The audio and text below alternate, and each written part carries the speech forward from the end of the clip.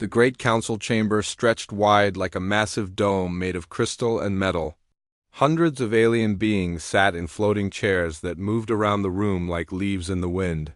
Their voices mixed together in a sound that reminded Jake Morrison of angry bees in a broken hive.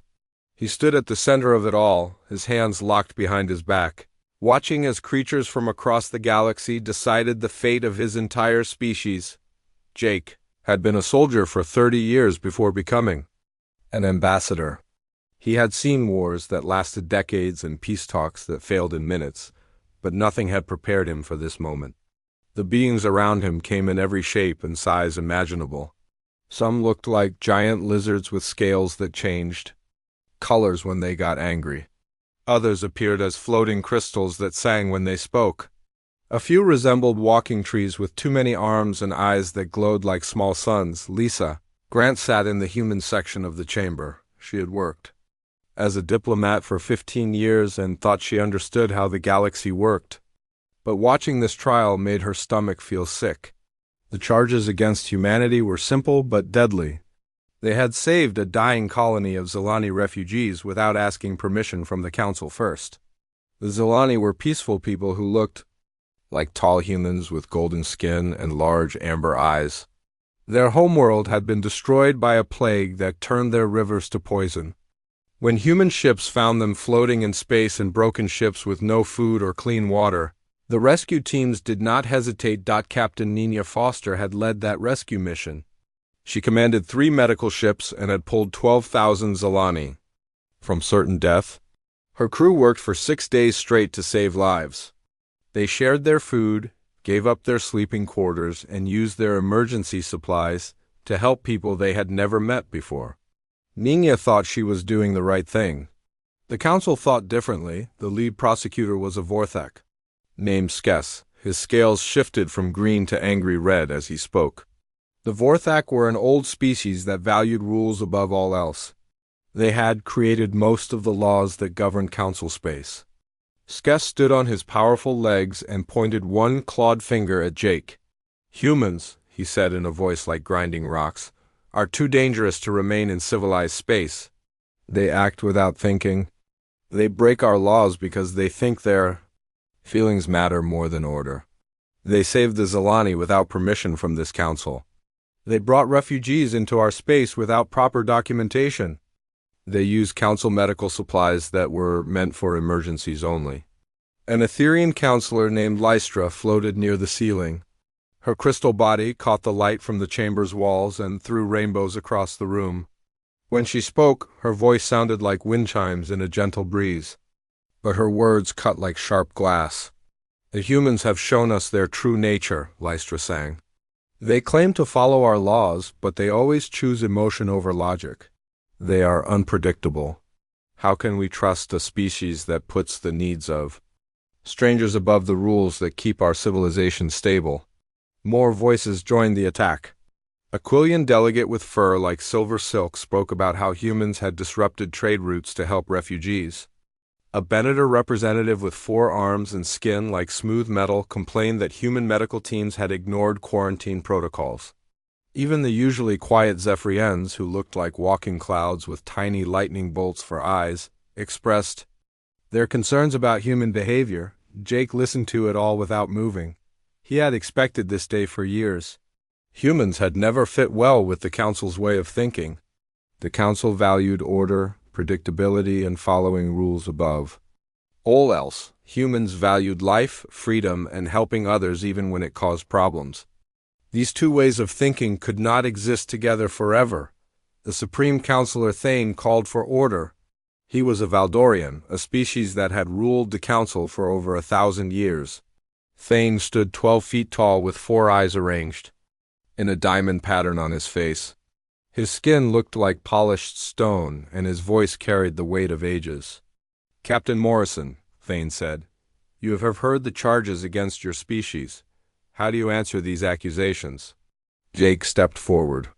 The chamber grew quiet except for the soft humming of the translation devices that let all species understand each other. He looked up at Thane's 4 eyes and felt the weight of every gaze in the room. "Supreme Counselor," Jake said in a clear, steady voice. "We are guilty of everything they say we did. We saved the Zilani because they were dying. We broke quarantine because children were sick and needed medicine. We used emergency supplies because it was an emergency. We did not ask permission because people were suffering while we waited for meetings and votes and committee approvals." A murmur ran through the chamber. Some beings sounded shocked, others angry, a few almost impressed. Jake continued speaking. "We understand that our actions have consequences. We know that you value your rules and your order above the lives of individuals. We respect your right to make that choice. But we cannot change who we are. When we see suffering, we act to stop it. When we find people in danger, we help them. This is what makes us human." Thane's 4 eyes blinked slowly. He looked around the chamber at all the different species represented there. Then he spoke the words that would change the galaxy forever. "The Council has decided. Humanity's membership in this body is hereby terminated. All human vessels, stations, and settlements must leave Council space within 72 hours. Any human presence remaining after that deadline will be considered hostile and dealt with accordingly." Jake nodded once. He did not argue or plead or make speeches about justice. He simply said, "Understood." Then he turned and walked toward the exit. Lisa and the rest of the human delegation followed him. Their footsteps echoed in the suddenly quiet chamber as they reached the massive doors that led out of the council building. Jake activated his communication device. He sent a single message to every human ship, station, and colony in council space. The message contained only 3 words that would soon echo across the galaxy. "We're going home." Behind them, the council chamber erupted in voices as hundreds of species discussed what would happen next. But the humans were already gone, walking into an uncertain future with the same quiet dignity they had shown in the face of banishment. They left without anger, without threats, and without looking back. They simply disappeared into the vast darkness of space, taking with them something the Council would soon realize they could not live without. Admiral Kate Phillips stood on the bridge of the UES Liberty watching screens that showed the largest movement of people in galactic history. Numbers flowed across the displays like digital waterfalls. 300 star systems. 8 million humans. 12,000 ships of every size from tiny personal craft to massive colony vessels. All of them heading home to human space in the outer rim. The evacuation had begun within hours of Jake Morrison's message. Kate had spent her entire career preparing for wars that might never come. She never thought she would be organizing a retreat from an enemy that fought with laws instead of weapons. But here she was, moving an entire civilization across the galaxy while trying to make it look easy. On her left screen, she watched cargo ships loading at Kepler Station, the joint research facility where humans and aliens had worked together. For 30 years, Dr. Alex Harper led the evacuation team there. He was a quantum physicist who had spent half his life studying exotic matter with alien scientists. Now he was packing up decades of research and taking it all back to human space. Alex moved through the laboratories like a man collecting memories. Every piece of equipment told a story. The quantum resonance chamber had been built with Ethereum crystal technology. The exotic matter containment units used Vorthic engineering principles. The data storage systems combined human computer science with Quillian mathematical theories. It was the most advanced research facility in the galaxy, and the humans were dismantling it piece by piece. "Dr. Harper," said his assistant, a young woman named Emma Clark, "the Ethereum scientists are asking if we plan to share our research data before we leave." Alex looked across the lab at his former colleagues. The Ethereum named Vex had worked beside him for 8 years. They had discovered 3 new forms of exotic matter together. Now Vex's crystal body pulsed with confusion. And what might have been sadness. "Tell them everything we developed together stays here," Alex said. "Everything we developed on our own comes with us." That was always the agreement. Emma nodded and walked over to speak with Vex. Alex continued packing the quantum field generators that only humans knew how to build. The aliens watched him work but did not try to stop him. They seemed to understand that something important was ending, but they could not figure out what it meant. 2 systems away, Colony Governor Ryan Tucker faced a much bigger challenge. New Terra was home to 2 million humans, the largest human settlement in council space. The colony had taken 40 years to build and 15 years to make profitable. Now, Tucker had to move everyone and everything that mattered in just 3 days. The spaceport buzzed with activity day and night. Families stood in long lines with their belongings packed into containers and bags. Children asked their parents why they had to leave their homes. Parents gave answers that made sense to children but felt hollow to adult ears. "We're going on an adventure," they said. "We're going to see new places," they promised. But everyone knew they were really running away. Tucker walked through the evacuation centers checking on the process. He stopped at a medical station where Dr. Sarah Kim was treating a Zelani child. The little girl had been injured in the confusion of the rescue mission that started this whole crisis. Her amber eyes looked up at Tucker with trust that made his chest feel tight. "Governor Tucker," said Elder Zara, the Zelani leader, "our people want to know if you will leave us here." Tucker looked at the 12,000 Zelani refugees scattered throughout the evacuation centers. They had lost everything when their world died. The humans had saved them, but now the humans were being forced to leave. The Zelani faced being alone again among species that saw them as a burden. "No," Tucker said without hesitation. "Anyone who wants to come with us can come. We have room for everyone." Zara's eyes widened. In Zelani culture, crying was done by changing the color of their golden skin. Zara's face shifted to a deep bronze that meant gratitude beyond words. "But we have nothing to offer you," Zara said. "We are refugees with no ships, no technology, no wealth." Tucker smiled and put a gentle hand on her shoulder. "You're people who needed help, and we helped you. That's all that matters.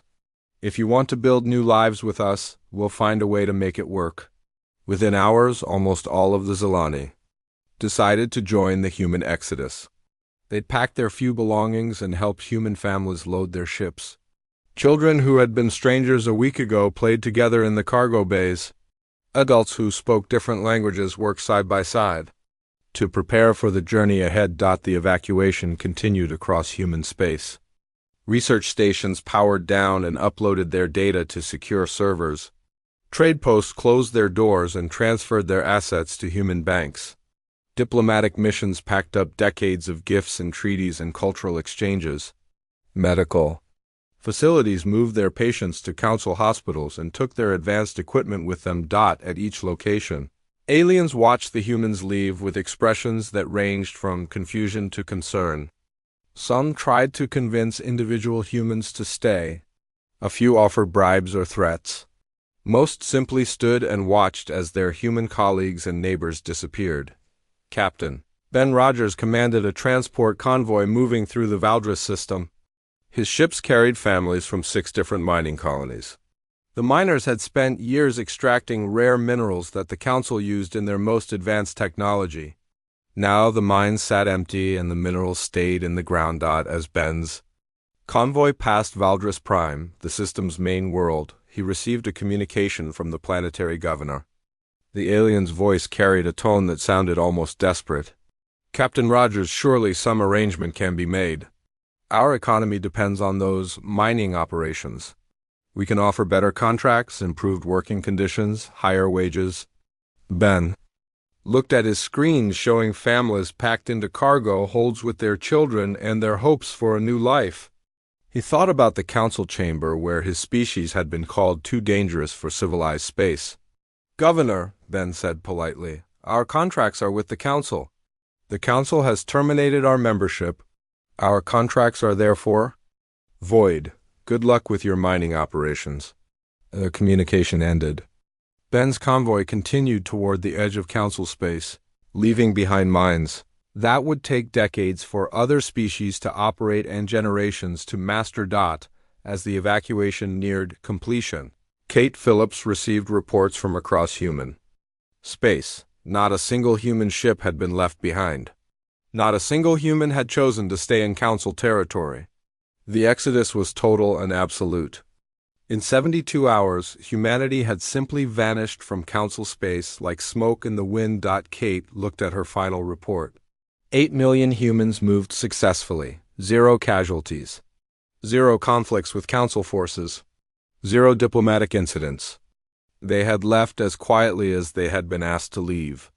But they had also taken with them something the Council had never bothered to calculate: the knowledge, skills, and willing cooperation that had held their civilization together for longer than anyone realized. 6 months had passed since the last human ship disappeared beyond the edge of Council space. Supreme Counselor Thane sat in his private office reading reports that made his 4 eyes dim with growing concern.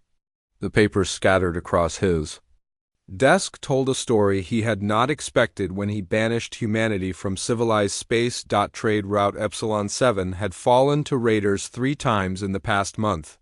The cargo ships that used to move safely under human patrol protection now traveled in heavily armed convoys that cost more to guard than the goods were worth. Insurance companies had raised their prices so high that many merchants could no longer afford to ship their products between worlds. Thane picked up another report about the Crimson Fleet. Before the humans left, this group of pirates had been nothing more than a small annoyance that occasionally attacked isolated ships. Human patrol squadrons had kept them contained to the outer edges of civilized space. Now the Crimson Fleet controlled 7 star systems and grew stronger every day. Their leader, a Kauran warlord named Vex Bloodclaw, had declared himself Emperor of Free Space and began demanding tribute from passing merchants. The intercom on Thane's desk buzzed with an incoming message from the Vorthak homeworld. He activated the communication device and saw the worried face of Minister Kreth, whose scales had faded from their usual bright green to a sickly yellow color.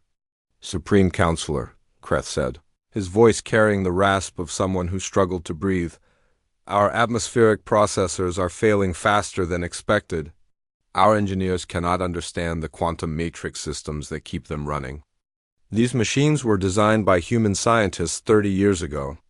Without their expertise, we estimate complete atmospheric collapse within 18 months.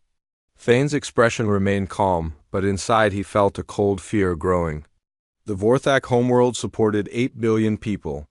If their air processing systems failed, it would be the largest disaster in galactic history. "Have you tried to contact any human technical experts?" Thane asked. Kreth's scales shifted to a darker shade of yellow that indicated shame. "We have sent messages to every frequency we know. There has been no response. The humans appear to have gone completely silent." Thane ended the communication and rubbed his temples with 2 of his hands. He walked to the window of his office and looked out at the Council capital city. Floating vehicles moved between crystal towers that reached toward the stars. Aliens from hundreds of species went about their daily lives, unaware that their civilization was starting to crack like glass under pressure on the distant world of Haven's Edge. Chancellor Greg Stevens sat in a much simpler office reading the same reports that troubled Thane, but Greg's reaction was very different. He leaned back in his chair and allowed himself a small smile as he watched the Council's problems multiply. Greg had been Minister of Colonial Affairs before the Exodus. He understood better than most how deeply human involvement had woven itself into Council civilization. Trade routes, technology, medical expertise, scientific research, peacekeeping operations, disaster response, diplomatic mediation, humans had contributed to every aspect of galactic society. The Council had seen them as junior partners who followed orders. Greg had always known they were actually the foundation that held everything together. His assistant, Lieutenant Amy Walsh, brought him the latest intelligence reports from their monitoring stations. Human ships equipped with advanced sensors watched Council space from beyond the frontier. They gathered information but did not interfere. They observed but did not participate. "Chancellor," Amy said, "we're receiving more requests for assistance. The Beneter Medical Consortium is asking for help with a plague outbreak on their colony worlds. The Quillian Trade Federation wants to hire human security firms to protect their shipping lanes. Even the Etherian Collective has sent subtle inquiries about purchasing quantum resonance technology. Greg nodded but did not seem surprised. What is our standard response? All requests are acknowledged and filed. No assistance is provided. No explanations are given. We simply confirm that their messages have been received. This policy of silence had been President Carol White's idea. She now led the Human Colonial Federation from their capital world of New Horizon. Carol understood that the Council expected humans to be emotional and reactive. They expected anger, threats, and demands for apologies. Instead, humans had given them the one thing they could not fight or argue with: complete and total indifference. Meanwhile, in the unexplored regions beyond the galactic rim, human civilization was not just surviving, but thriving. Commander Beth Rodriguez had made first contact with the Wanderer species, ancient nomads who had traveled between galaxies for millions of years. The Wanderers were unlike any species the Council had ever encountered. They did not build permanent cities or claim territory. Instead, they moved their entire civilization in massive ships that could travel between star systems in days instead of months. The Wanderer leader, an ancient being called the Pathfinder, had been impressed by humanity's principles. When Beth explained how humans had been banished for showing compassion to refugees, the Pathfinder had offered something beyond price: star charts showing safe passages to distant galaxies, where countless species lived free from Council control. "Your people interest us," the Pathfinder had told Beth. "We have watched many civilizations rise and fall. Most seek power over others. You seek only the freedom to help those in need. This is rare and valuable." The Wanderers shared more than maps. They taught humans how to build faster ships using exotic matter drives. They showed them how to find worlds rich in resources that the Council had never discovered. Most importantly, they introduced humans to other species who had chosen independence over membership in the Council. On the research world of New Geneva, Dr. Alex Harper worked with scientists from 6 different species. None of them were part of the Council. They had formed their own alliance based on shared curiosity rather than shared fear. Together, they made discoveries that surpassed anything Alex had accomplished in Council space. The quantum resonance chambers they built could create materials that did not exist anywhere in nature. The exotic matter they studied could power entire worlds without producing waste or pollution. The computer systems they designed could calculate problems that would take Council machines centuries to solve. Back in Council space, the problems continued to multiply. The Etherian homeworld experienced its first major system failure when their crystalline cities began to resonate at dangerous frequencies. Without human quantum engineers who understood how to stabilize crystal matrices, entire districts had to be evacuated. The Quillian trade networks collapsed when their automated systems could not adapt to changing pirate tactics. Human programmers had always updated the security protocols, but their knowledge had left with their bodies. Ships that had traveled safely for decades now fell victim to raiders, who had learned to exploit weaknesses in the outdated systems. Medical emergencies struck 3 different worlds when diseases mutated beyond the ability of Council medicine to treat them. Human doctors had always been the specialists in adaptive medicine, finding new ways to fight new threats. Without them, plagues that should have been contained spread across entire continents. Each crisis brought requests for human assistance. Each request disappeared into the void beyond Council space without acknowledgement or response. The humans had not declared war or imposed sanctions or made demands. They had simply left, taking with them the skills and knowledge that had made Council civilization possible. In his office on the Council capital world, Supreme Counselor Thane finally began to understand what they had lost when they banished humanity from civilized space. The humans had never been the junior partners he thought they were. They had been the engineers who kept the machine of galactic society running smoothly. Now the machine was breaking down, and the engineers were gone. The crystal spires of the Etherian homeworld sang a song of death.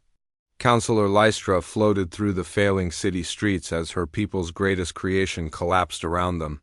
The quantum resonance towers that had powered their civilization for 1,000 years now shattered like glass in a storm. Each broken crystal sent vibrations through the ground that cracked more buildings and toppled more towers. Lestra's own crystal body had begun to dim. Without the resonance fields that kept Etherean physiology stable, her species was slowly dying. The engineers worked desperately to repair the quantum matrices, but none of them understood the human modifications that had kept the system stable for 30 years. Every attempt to fix the resonance chambers only made the failures worse. The emergency council meeting had been called for the third time this month. Representatives from across the galaxy gathered in the Great Chamber, but their usual confidence had been replaced by fear and desperation. The holographic displays around. The room showed crisis reports from dozens of worlds. Red warning symbols blinked like angry eyes, each one representing a disaster that grew worse each day. Supreme Counselor Thane looked older than his 800 years. His 4 eyes had lost their brightness, and his stone-like skin had developed cracks that spoke of stress beyond measure. He stood before the assembled delegates with reports that told the story of a civilization in collapse. The Vorthic atmospheric systems have failed completely, Thane announced to the silent chamber. Evacuation of their homeworld has begun, but we do not have ships to move 8 billion people. The Quillian Trade Federation has declared bankruptcy. Pirate attacks have increased by 400%. Medical plagues have spread to 47 worlds. Our communication networks are breaking down because we cannot maintain the quantum relays. A Benetter delegate raised one of her 4 arms. Her metallic skin had dulled to the color of old copper, a sign of illness in her species. Supreme Counselor, surely the humans will respond to our crisis. Even they cannot be so heartless as to watch entire civilizations die. Thane activated the main display screen. It showed a list of every message the Council had sent to human space over the past year. Requests for help, offers of trade, formal apologies, and desperate pleas for assistance. Next to each message was the same response: message received. They acknowledge our communications, Thane said. But they offer no help, no negotiations, no demands. They simply watch us struggle and say nothing. In the Quillian sector, Intelligence Director Renth had discovered information that made the situation even more frightening. His silver fur had turned gray from stress as he studied classified reports from spy networks across the galaxy. What? He found challenged everything the Council thought they knew about humanity. The humans had not simply fled in panic when the Council banished them. They had been planning this departure for decades. Hidden research facilities had been building. Advanced technology far beyond anything the Council possessed. Secret colonies had been established in unexplored regions. Entire fleets of ships had been constructed in systems the Council did not even know existed, Renth called his assistant, a young Quillian named Silk, into his office. Her fur sparkled with anxiety as she read the intelligence reports. Director, Silk said, these files suggest the humans were preparing to leave Council space long before the trial. They knew this day would come, Renth nodded grimly. The rescue of the Zalani refugees was not the cause of their banishment. It was simply the excuse they needed to do what they had always planned to do. They wanted independence, and they used our prejudices against compassion to get it. The reports painted a picture of human activities that stunned the intelligence community. Humans had made contact with dozens of species beyond Council space. They had established trade relationships with civilizations the Council had never heard of.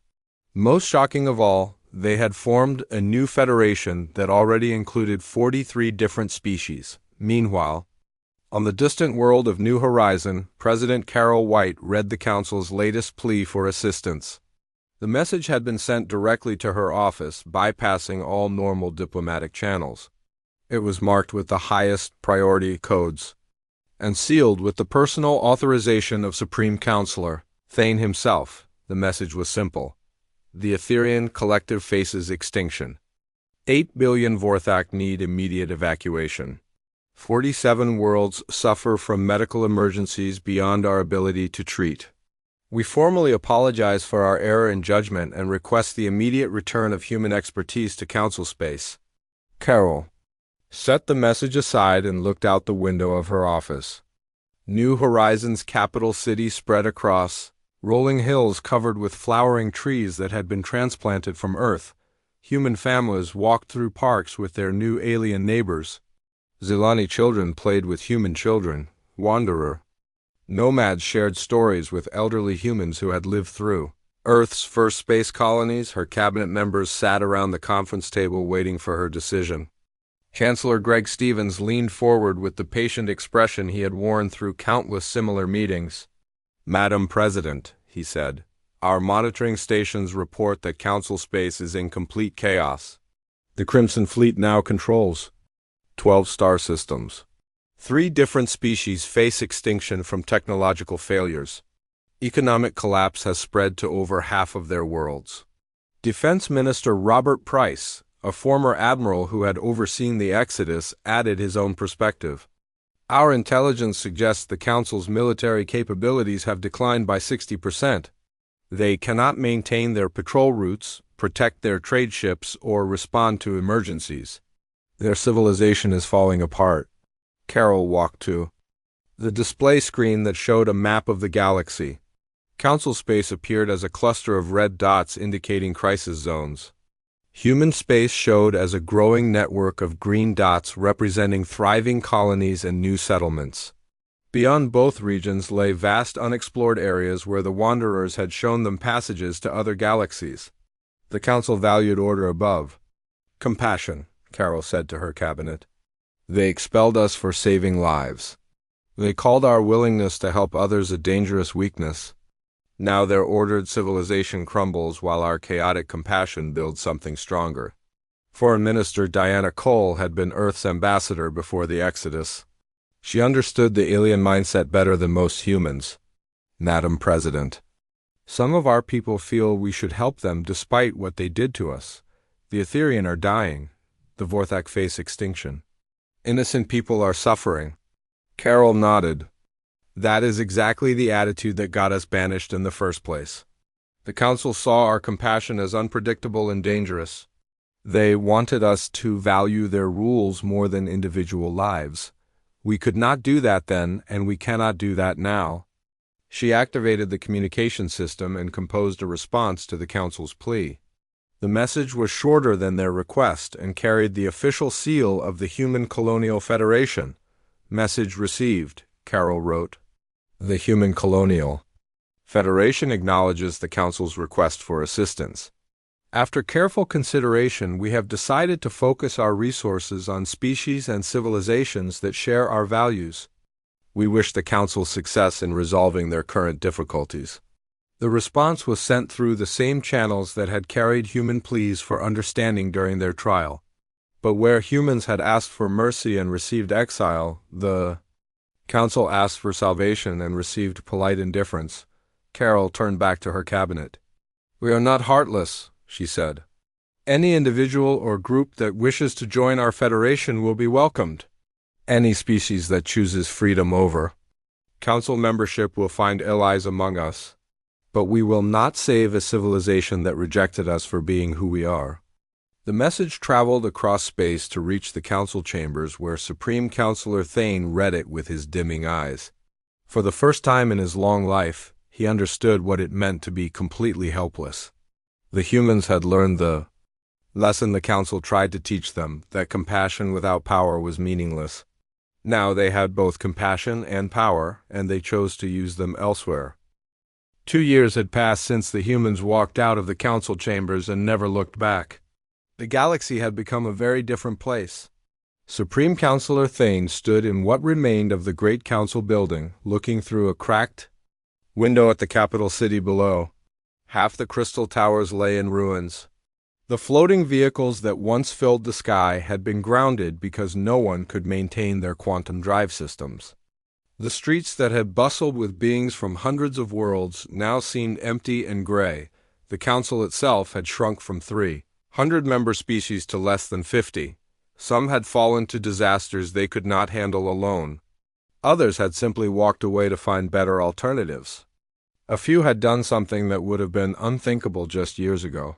They had applied to join the Human Colonial Federation, The latest intelligence reports lay scattered on Thane's desk like pieces of a broken dream.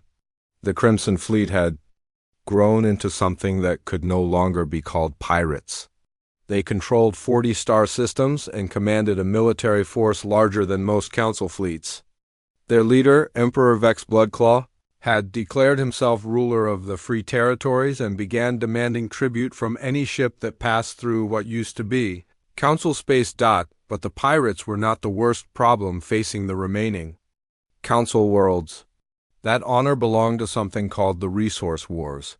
When human trade networks collapsed, worlds that had depended on imported materials faced shortages of everything from food to fuel. Desperate planets began fighting each other for supplies. 3 different conflicts had erupted into full-scale wars that the weakened council military could not stop. Medical disasters continued to spread across council space like a plague that fed on itself. Without human doctors and their adaptive medicine techniques, diseases that should have been contained jumped from world to world. The Benetter Medical Consortium had requested emergency assistance 17 times. Each request had been acknowledged by the humans and then ignored. Thane picked up a communication device and activated a channel that connected him to the Etherean refugee fleet. Counselor Lystra's crystal form appeared on the screen, but she looked nothing like the proud being who had voted to banish humanity. Her crystal body was cracked and dim. Her voice sounded like wind through broken glass. "Supreme Counselor," Lystra sang in her damaged voice, "we have lost another ship to system failures. The quantum resonance that keeps my people alive continues to fade. We estimate complete extinction within 6 months unless we find a way to stabilize our physiology." Thane closed his 4 eyes. The Etherean had been one of the most advanced species in the galaxy. Now they were refugees fleeing from world to world in ships that broke down faster than they could be repaired. Their entire civilization fit into 12 vessels that grew smaller every day. "Have you considered the option we discussed?" Thane asked quietly. Lystra's crystal form pulsed with what might have been pain. "You mean requesting admission to the Human Colonial Federation?" "Yes, we have considered it. But the shame of asking for help from those we condemned burns worse than our dying bodies." The communication ended, leaving Thane alone with his thoughts and his failures. He walked to another window and looked up at the stars. Somewhere beyond the edge of Council space, humanity was building something that Council intelligence could barely comprehend. The latest report suggested the Human Colonial Federation now included over 200 different species across multiple galaxies. On the world of New Horizon, Captain Nina Foster stood on the observation deck of the exploration vessel Pathfinder as it prepared for another journey into uncharted space. Through the windows, she could see the bustling capital city of the Federation. Humans worked alongside Zelani in the government buildings. Wanderer nomads shared their ancient wisdom with young human engineers. Dozens of species that had never heard of the Council built lives together based on mutual respect rather than mutual fear. Nina had been promoted to Exploration Commander after her success in establishing first contact with 7 new civilizations. Each species she met heard the same message. The Human Colonial Federation welcomed anyone who believed in helping others and living free. The response had been overwhelming. Entire worlds had voted to leave Council space and join the Federation. The latest addition to the Federation was a species called the Builders. They were master engineers who could construct space habitats that made Council stations look like children's toys. When they heard how humans had been banished for showing compassion, they had offered to share their most advanced construction techniques. Within months, humans were building cities among the stars that surpassed anything in Council space. President Carol White reviewed the weekly reports in her office while her granddaughter played with alien children in the garden outside. The sight of human and alien children laughing together reminded her why the Exodus had been necessary. The Council had wanted humans to choose between their compassion and their civilization. The Federation had proven that choice was false. Her Chief of Staff, Admiral Ben Rogers, brought news from the monitoring stations that watched Council space. Madam President, we're receiving an average of 50 requests per day for admission to the Federation. Most are from individual ships or small colonies, but yesterday we received a formal application from the entire Valdris system. Carol was not surprised. The Valdris system had been one of the first to experience economic collapse when human mining operations shut down. Their planetary governors had tried for months to restart the mines using their own workers, but the extraction techniques were too complex for anyone except human engineers to master. What about the Council's response to these defections? Carol asked. Ben smiled grimly. They're threatening sanctions against any world that joins us. But they don't have the military power to enforce those threats. 3 of their border systems have already declared independence just to avoid council taxes. The most significant development had come from an unexpected source. The Wanderer fleet had returned from a journey to the Andromeda Galaxy with news that changed everything. They had found inhabited worlds beyond counting, civilizations that had developed without any contact with either the Council or humanity. The Pathfinder had opened passages to galaxies where billions of species lived free from the fear and control that defined. Council Space. Nina Foster would lead the next expedition to these distant worlds. Her mission was simple: find species that shared human values and invite them to join something bigger than any single civilization. The early reports suggested entire galactic clusters were interested in the Federation's principles, back in Council space. The final blow came from within.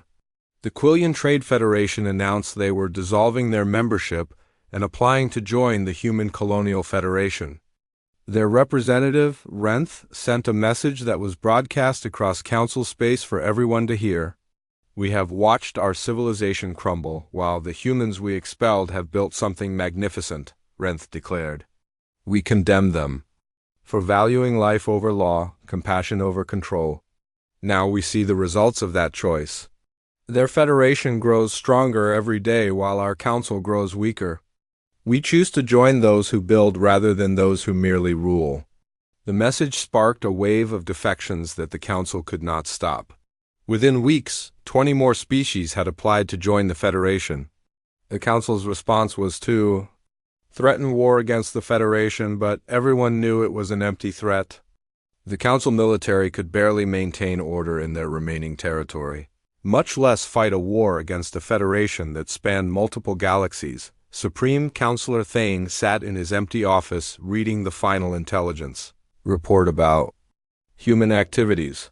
The Federation had established contact with over 50 different civilizations in distant galaxies. They had built trade networks that dwarfed anything the Council had ever created. Most importantly, they had proven that a society based on compassion could be stronger than one based on control. As the last lights went out in the Council capital city, Thane finally understood the lesson the humans had tried to teach them. True civilization was not about following rules or maintaining order. It was about choosing to help others even when that choice came with a cost. The Council had valued stability over mercy, and in doing so, they had built a civilization that could not survive without the very people they had rejected. In the deep darkness of space, human ships continued their journey toward new stars and new worlds. They carried with them the promise that had started their species' long journey from a small blue planet, that no one should suffer alone, while others had the power to help. It was a simple idea that had changed the galaxy forever.